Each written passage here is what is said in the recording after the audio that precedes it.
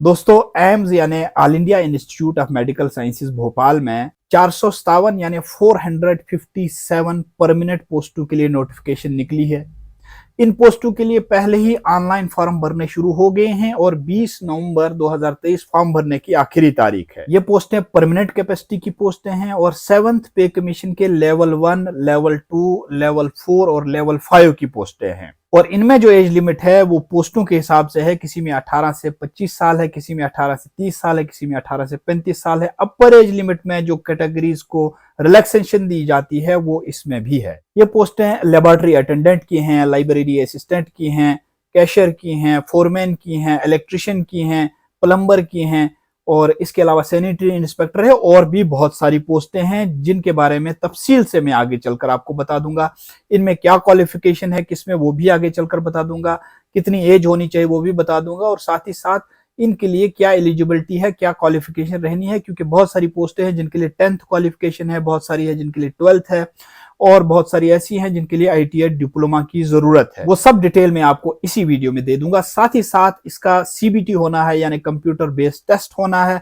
उस टेस्ट में किस पोस्ट के लिए क्या सिलेबस रहना है वो अपने टेलीग्राम और व्हाट्सएप पे मैं डाल दूंगा। फिलहाल आप सभी को मेरा यानी जाकिर मलिक भलेसी का सलाम आदाब। दोस्तों पॉजिटिव वाइब्स विद जाकिर भलेसी को फॉलो जरूर करें, इस वीडियो को भी शेयर करें ताकि ज्यादा से ज्यादा लोगों तक ये पहुंचे और वो भी इसका फायदा उठा पाएं। जाती तौर पर मुझे इन वीडियोस से कोई भी फायदा नहीं होता है, लेकिन मैं सिर्फ और सिर्फ जो अनएम्प्लॉयड यूथ है उनकी मदद के लिए यहाँ पे आता हूँ और उन्हें इंफॉर्मेशन देता हूँ। जितनी इंफॉर्मेशन मैं दे सकता हूँ उतनी इंफॉर्मेशन मैं आप तक पहुंचाता हूँ और ज्यादा इंफॉर्मेशन अगर आपको चाहिए तो आपको गाइडलाइन पढ़नी चाहिए, नोटिफिकेशन को पूरा पढ़ना चाहिए, वेबसाइट पे जाना चाहिए और उसके बाद ही अपना फॉर्म सबमिट करना चाहिए। जो लोग कमेंट्स में अपने नंबर लिखते हैं उनसे गुजारिश है कि अपना नंबर कमेंट्स में ना लिखा करें क्योंकि ये आपके लिए बहुत रिस्की हो सकता है। उनको वीडियो पूरा देखना चाहिए क्योंकि इसी वीडियो में मैं पूरी जानकारी देने की पूरी कोशिश करता हूं। आपको किस वेबसाइट पे फॉर्म भरना है उसका लिंक मैं अपने कमेंट बॉक्स में जरूर डाल दूंगा, पहला कमेंट जरूर चेक कीजिएगा। अब मैं आता हूं उन पोस्टों की तरफ जो all India institute of medical sciences Bhopal ने निकाली हैं। परमानेंट पोजीशंस हैं। कौन कौन सी पोजीशंस हैं वो मैं आपको फटाफट बता देता हूं।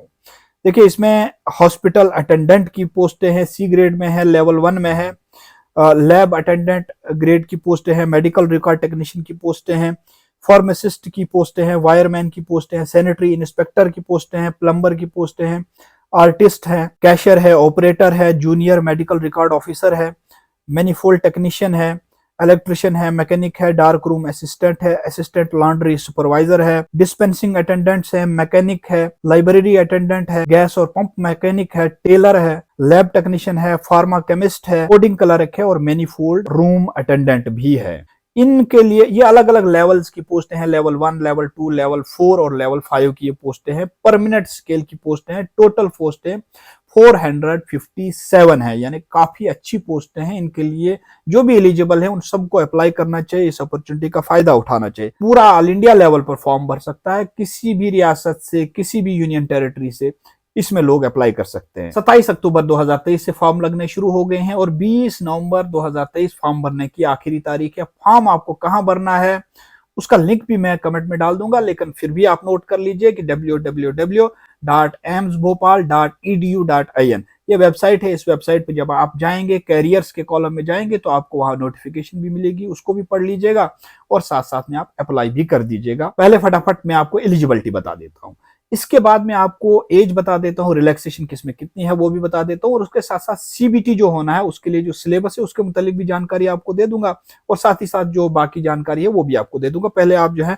वो एलिजिबिलिटी सुन लीजिए। जो हॉस्पिटल अटेंडेंट है, हॉस्पिटल अटेंडेंट के लिए सिंपली मैट्रिकुलेट आपको चाहिए और इसके साथ साथ किसी हॉस्पिटल का सर्टिफिकेट भी चाहिए।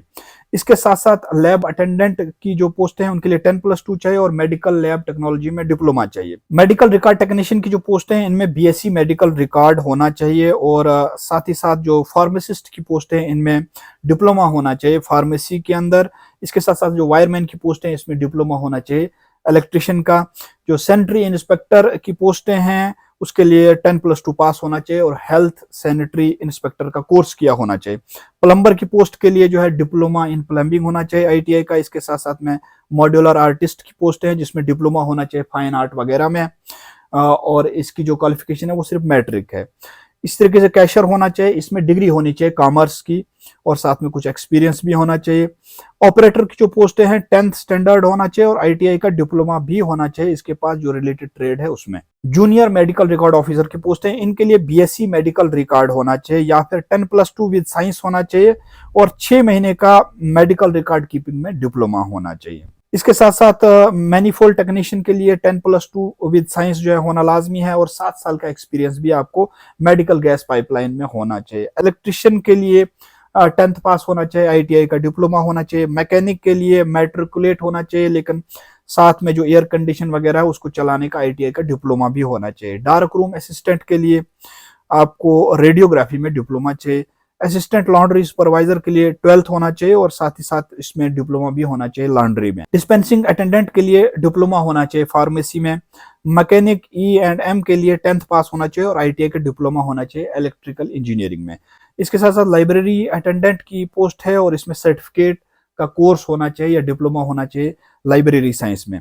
गैस और पंप मैकेनिक की जो पोस्ट है इसके लिए 10+2 साइंस में होना चाहिए, 5 साल का एक्सपीरियंस भी होना चाहिए गैस पाइपलाइन चलाने का। इसके साथ साथ लाइनमैन की पोस्ट है 10th पास और आईटीआई का इलेक्ट्रिशियन का डिप्लोमा होना चाहिए। टेलर के पास 10th पास होना चाहिए और साथ ही साथ इसके पास आईटीआई का टेलरिंग का डिप्लोमा भी होना चाहिए।